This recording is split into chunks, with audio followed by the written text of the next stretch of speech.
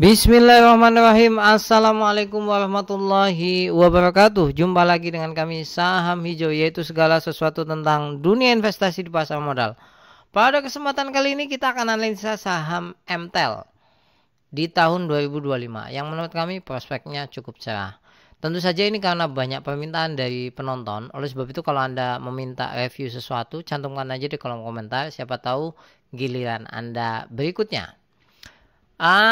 Jangan lupa untuk subscribe. Kalau Anda ingin mendapatkan rekomendasi saham setiap bulan, klik aja tombol join di sebelah tombol subscribe. Siapa tahu bisa membantu. Ini chartnya ya, Anda bisa lihat naik turunnya. Sebetulnya saham ini market capnya cukup lumayan, tapi naik turunnya tajam juga. Ya, jadi fluktuasinya bisa Anda manfaatkan. Ini dalam 3 bulan sudah supportnya sudah terbentuk di angka 520-an. Nah, sebetulnya MTEL itu perusahaan apa? MTEL itu adalah perusahaan yang bergerak di bidang tower telekomunikasi. Jadi dia punya 39.593 menara. Wow, gede banget ya. Dan dia punya fiber to the tower ya. Memenuhi permintaan itu karena pasar fiber optik kan sekarang lagi luar biasa gede. Nah, ini pemegang sahamnya. Untuk MTEL ini memang anak perusahaan daripada Telkom Indonesia. Jadi 71,83%. Ini saya ambil dari public expose-nya daripada MTEL. Asing memegang 53%, domestik memegang 46%, dan publik memegang 28%. Jadi ideal, versi kami ini ideal. Harga rata-ratanya paling tinggi di 52 pekan itu 700, paling rendah 488, kemudian harga sekarang di 600. Nah, kalau dari kinerjanya sebetulnya kalau growth-nya itu biasa. Ya, maksudnya tidak terjadi lompatan yang besar gitu, belum secara laba. Tapi pertumbuhannya itu stabil, jadi labanya itu terus tumbuh karena ekspansinya luar biasa kan. Nah, ini secara valuasi. Kalau valuasi versi kami, ini sudah price in. Book value-nya 1,5, price to sale-nya 5,4, PER-nya 24. Tapi hutangnya mini ya, hampir nggak ada ya, 0,3. Jadi sehat. Dan kalau perusahaan ini labanya tumbuh, ekspansinya luar biasa, valuasi itu hanya sebatas angka biasanya. Nah, mari kita lihat efektivitas dan pertumbuhannya ya. Profitabilitasnya, net profitnya itu 23%. Gede banget. Ya, kemudian dari segi pertumbuhannya, pertumbuhan net profitnya hanya 1%. Ya, sekali lagi ini perusahaan besar ya. Nah, kalau Anda bertanya dividennya berapa? 4,2%.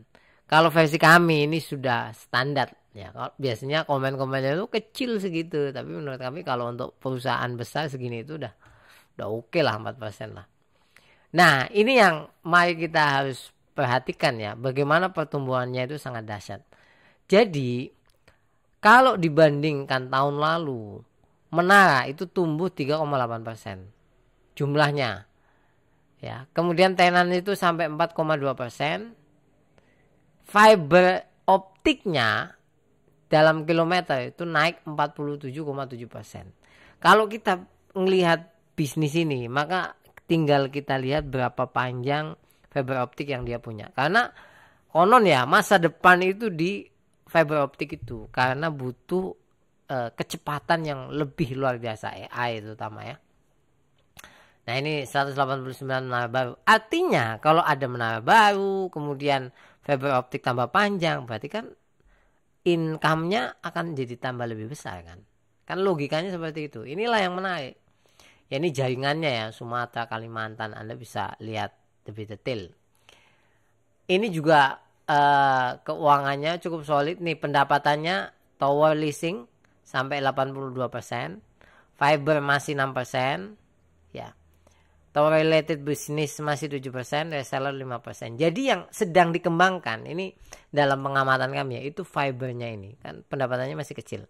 Ini kalau tambah kilometernya tambah panjang, ini tambah gede, wih labanya meningkat. Karena apa? Ini bisa dikatakan akan tidak begitu besar kan nantinya. Yang dikejar ini. Jadi kalau ini betul-betul tumbuh, itu luar biasa, memang luar biasa. Nah, mari kita lihat dari laporan keuangannya ya. Dari laporan keuangan yang kita lihat, sewa menara ini pendapatan dari segmen sewa menara itu dominan memang. Ya, dari PT Telekomunikasi, Telkom Infrastruktur, kemudian pokoknya kebanyakan Telkom ini. Nah, berikutnya adalah jasa konstruksi juga ada. Ya, dari Telkom juga. Ya, jasa sewa, jasa dan sewa listrik juga ada. Dari mana? Telkom juga, ini pihak relasinya Telkom. Ya, jadi memang betul-betul menyediakan. Cuman ada satu kelemahan ya. Biasanya anak perusahaan kalau menyediakan ke induk perusahaannya itu ya harganya ya kalau naik-naik gak bisa terlalu tinggi lah. Sederhananya seperti itu. Biasanya. Nah, ada satu aksi korporasi yang menurut kami sangat ditunggu oleh para holdernya. Apa itu? Ini baru 22 menit yang lalu. Ya, saya ambil dari pasar dana ini. MTEL siapkan 1 triliun dari kas internal untuk buyback saham perseroan. Edan ini gede banget ini. Ini aksi yang bisa dikatakan akan membuat saham itu tidak turun lebih jauh. Kalau naik sudah mekanisme pasar ya. Kenapa saya katakan demikian? Karena kalau buyback itu kan kayak nada dia terus dikumpulkan di harga murah. Jadi kalau ada kabar seperti ini luar biasa. Oleh sebab itu ini analis ya yang saya ambil dari Stockbit. Itu buy itu 25 ya, holdnya 2. Nah, ini targetnya low 600, targetnya di 738, masuk akal kalau menurut kami. Kalau 850 mungkin white ya.